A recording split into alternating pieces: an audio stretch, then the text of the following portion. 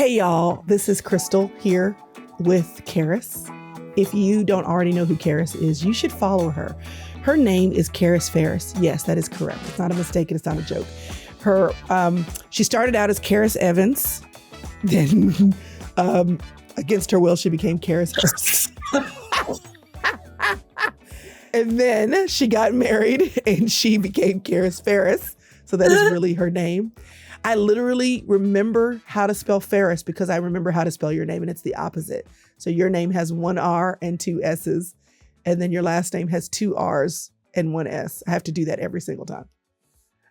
This is my 32-year-old daughter. You know, when I say I have a 32-year-old, they don't believe me, who has 4 children and is currently very pregnant with number 5. She's holding out for coming on or after her due date, even though she looks like she's about to pop. You are shooting a wedding, Caris. Is that this coming weekend? Friday. Are you the solo shooter or are you going along with Josh? No. Well, Josh is my chauffeur, but he's not shooting. He's just there to make sure nothing happens. Yeah, and that he doesn't miss. Yeah, missed the birth. Josh and I have both missed a birth. That's probably why we feel so close to Josie. It's like we weren't there at the beginning. How did that happen? I was gone, y'all, for 18 hours. 18 hours. I was like, Caris, it's a speaking engagement. It's 18 hours. Do not have the baby. She had that baby. I tried to tell you. Josh was out of town. Same thing. I'll be back in the morning. I said, you should not come back in the morning. You should come back tonight. It'll be all right. It'll be fine. Okay. So we missed the baby. So we're really struggling. But she's very pregnant, holding out. And y'all, when she shoots a wedding, she doesn't stand there in a fixed position with her camera. She's moving around. She's squatting down. She's getting on. She's doing all this. And everybody at the wedding is nervous. Everybody's nervous because they're like, what is happening here? No, I found the perfect pregnancy working outfit that just camouflages. And so people can't tell that I'm as pregnant as I actually am. Well, here's the deal. I need you to wear Depends. The worst thing that could happen to you is that you squat down to get a shot and your water breaks at the wedding. You need to have, you can't. I need you to be able to realize your water broke and to have a minute before you make everybody else nervous to get to the back. I have some. Just get mine. I have a list of things I need to get from the store because I'm unprepared. Here's the question I have for you. What is your backup plan if you happen to be in Houston and you go into labor? I don't have a backup plan because I'm not going into labor in Houston. Okay. This is your mother, the same mother who has told you a million times. No, my backup plan is call Natalie. Okay. Does she know this? No. Okay. So Natalie was her Houston midwife. Can you call Natalie this week? This is your mother, whom not every time, but many times you'll just say, I should have listened. You were right. I'm not going into labor. I'm not saying you're going into labor. I'm saying that it's wise to be prepared. You're correct. I will email Natalie. Okay. Thank you so much. Okay. So let's talk about this book, this pregnant. I mean, this is how this happens though. You decide to write a book. You don't plan on getting pregnant. And then within a month of your book launching, you have a baby. So all the things that people are like, you got to market, you got to do this, you got to get on social media, you have to write emails, you have to do a YouVersion. And then you're like, actually, no. You have to record the audiobook. You had to record the audiobook, how was that for you, by the way? It was fun. By the end of the days, I think it was like over 2 days, I just didn't want to talk to anybody because I'm an introvert. So that much talking, I was like, oh my God. At the end of the day, I was done. I was like, don't talk to me. I don't want to use my voice for anything. Just everybody leave me alone. But it was good. It was good that you read your own book because people will appreciate hearing your voice. Yeah. So what is this book about? Give us the title again. Show us the book cover again. My daughter wrote a book. How did this happen? Jesus Everywhere. I love how large your name is on. What's the subtitle? 60 Days of Encountering God in Unexpected Places. Okay. So how did this come about that my creative, artsy and craftsy, quilt making, photography, interior design making, pregnant with number 5 child, how did it end up that you wrote a book? Why did this happen in your life? I don't think that I set out to write a book in the first place. I was just posting devos from my everyday life or things.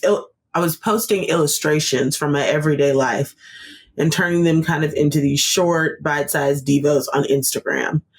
And so I was just doing that out of an overflow, and then was reached out to by a publisher, and frankly, like, not working. Like, I remember Josh was like, you have to work. Like, you can't just do this. Cause I was just posting it. And then got an email from a publisher to think about writing a book with them. And so that's where it came from, was just me writing devotionals, illustrations that were coming from illustrations of my everyday life. And then, it just stemmed out of that. They were like, do you want to write a book? And I was like, I would love to write a book. So how many devotionals had you done out of overflow before you had to write out of agreement? I don't know how many, but I think I was probably writing them for about a year and just posting maybe at least once a week, sometimes more. Okay. Yeah. So were you you were more than 50% done? Yes, but I did write, I had to write a lot of new ones for the book too. So, I think I had written a lot, but for the book's sake, there was a lot of new ones in there. But yeah, I was very grateful for the outreach, because I don't think I ever would have, I was going to say be proactive enough, but it's not proactive, probably bold enough to think that I could write a book if somebody hadn't asked me. So, I was very, very, very, very excited. I'm very grateful for the opportunity. So many things that you're saying that are amazing. Okay. So who is this book for? I think this book is for women. I think it's for moms. I think it's for working moms specifically. I think it's for stay-at-home moms. I think it's for just women in general, because it was written out of my experiences as all of those things, and finding illustrations from just everyday life, doing all of those things, everyday life working, everyday life being a mom, everyday life being a wife, everyday life just being a woman. Like, I talk about weight and things like that in there. And so I think it is just for women who are experiencing life and who need a rejuvenated way of looking at the mundane things that are happening in their everyday life, and really seeing Jesus in every single part of it, in every single aspect of your day. How do you feel like, apart from writing a devotional, that you personally experience Jesus everywhere? What does that look like for you? Really, it starts for me just in the morning. I think it started with, because I've never had time to do quiet time in the morning. I am not a morning person. So usually, because I don't have quiet time in the mornings, or at least like I get kids off to school and then I do that, it starts with me just saying, like, Jesus, like, help me to see you, like, show me you throughout the course of my day. Like, show me things that I might not usually see that you are in, or open my eyes to that. So that's how it started for me, is just because I was like, I don't have time to like sit here, but I want to invite you into my day. I don't want to start it without you. So just allow me to experience you and see you throughout it. And so I think that's how it started. And he really did just open my eyes to like, just how he is in everything. So everything from the way that I relate to my kids, they would say something and we'd have, a back and forth conversation. And then at the end of it, I'd be like, that's so Raven, like that show, That's So Raven, where she like sees into the future. That's what it felt like. That's what it felt like. I would just see like, oh my gosh, like this is exactly how God talks to me as his child. And this is exactly how I answer him in this situation. And so it was that, but just in all different areas, just with Josh, with kids, with work, I would just see like, oh my goodness, like illustrations would just become very clear and very vivid and very real.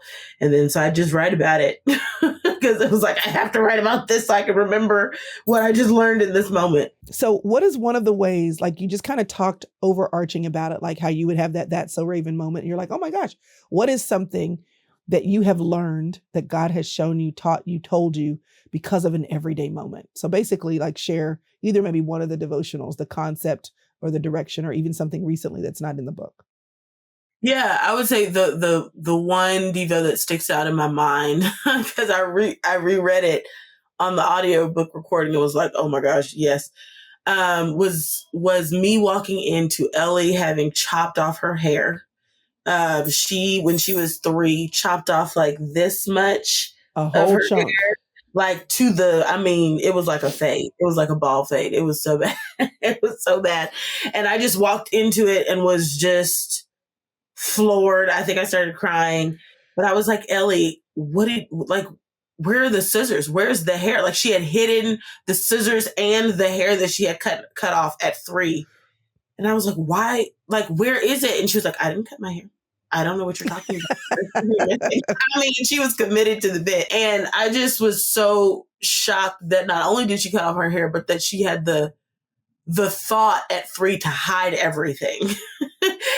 And even when we're confronted, like there's clearly hair missing from your head. Where's the hair? She was like, I have no clue what you're saying. What are you saying? I didn't cut my hair. Like, she was like, I don't know what you're. So from that itself, I mean, after I came down off of the, oh my God, I've been tending to my child's natural hair for 3 years and she cut it off. After I got over that, I was like, wow, how often do I also like do something outrageous in my life and then just to God pretend like it didn't happen? Like, let's just move on. Like, let's just keep on in this relationship. And he's like, Caris, clearly you've done something that we need to address. And I'm like, nope, we can just move on. We can just keep going. And so that is one that sticks out in my mind. And obviously, like in the book, there's questions and, scripture references to guide you through what it should look like, in a quiet time as you read that and go through, identifying in your life the things that you've tried to hide away from God and move on from.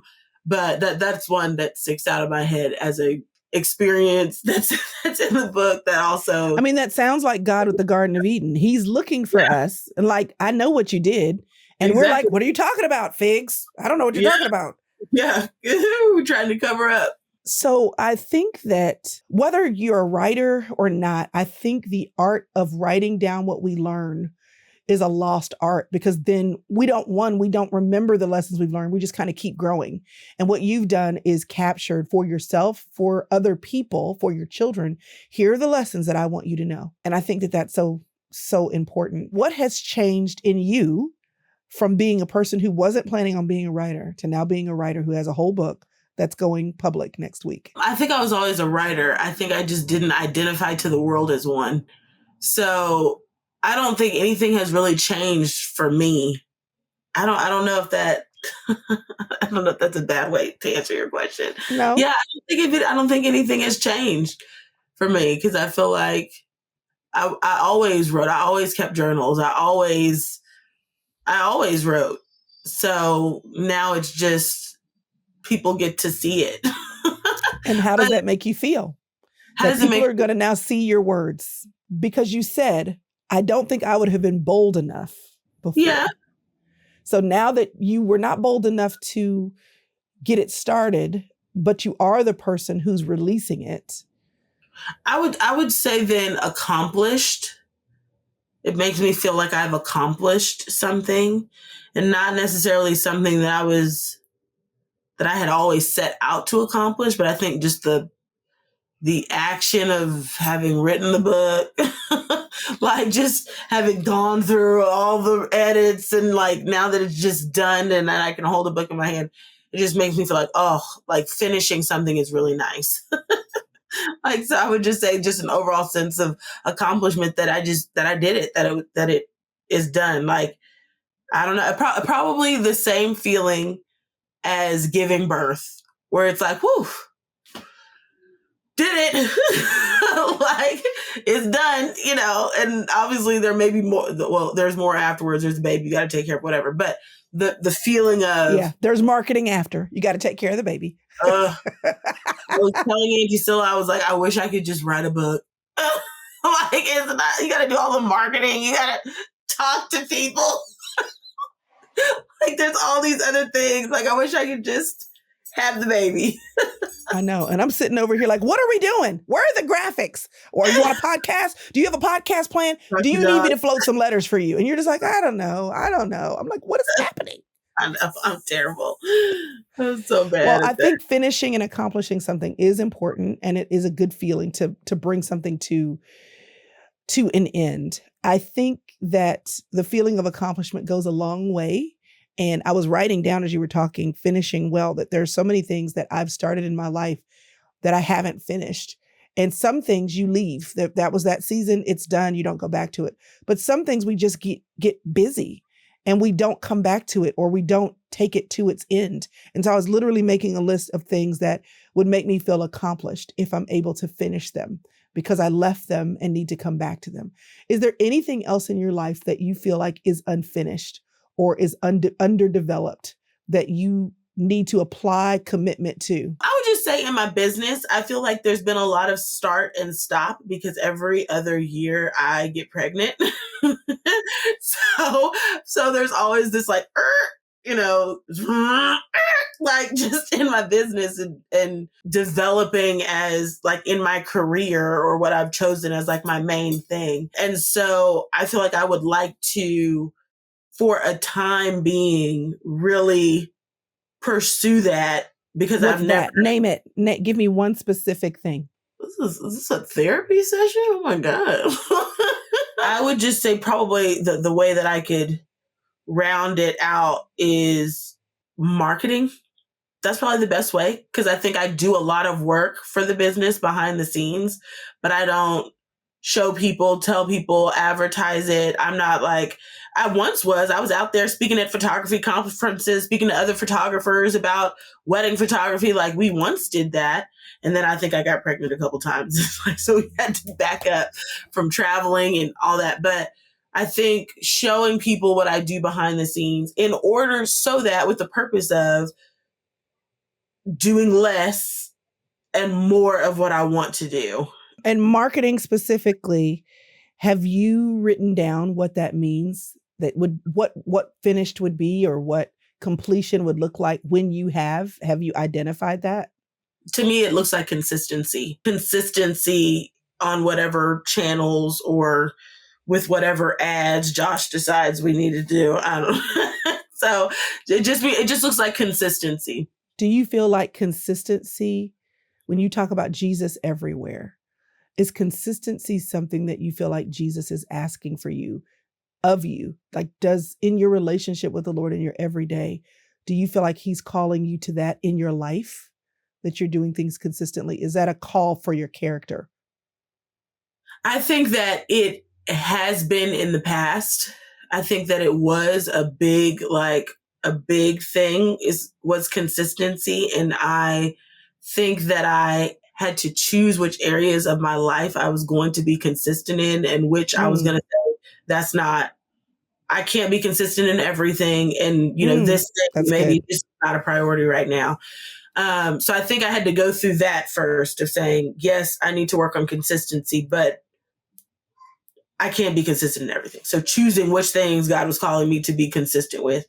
And then I think now, because I've narrowed down a lot of what I'm doing, I would call it probably excellence. Because I think before I was putting excellence before consistency, and I was driving myself up a wall, because I was trying to be excellent at absolutely everything and then also be consistent. But there was way too many things to hold to be excellent at it all and consistent with that excellence for it all. And now that I've narrowed down what I'm consistent with, now it's like, okay, let's go back and be really good at it. That's really very good. No, it's very good. And I ask that question because most of the time when there's something that we want to reach in our lives, Jesus is talking to us about that thing in multiple areas, because it's Mhm. usually not about the area that we're focused on. It's about us. And because we bring ourselves into every area, he's usually, when something rises to the top, it's because he is usually calling out that thing for us, not Yeah. a given area. So I figured that that would be connected to other areas of your life. And they're in the comments somewhere, come on, Chrystal on the couch. Yes, this is the session. But I love that, because I think so many people are struggling with that. Like, we feel guilty if we're not consistent. We are trying to be consistent in everything. We can't Yeah. focus on everything at the same time. And so giving ourselves grace to pull back and say, okay, what am I going to focus on?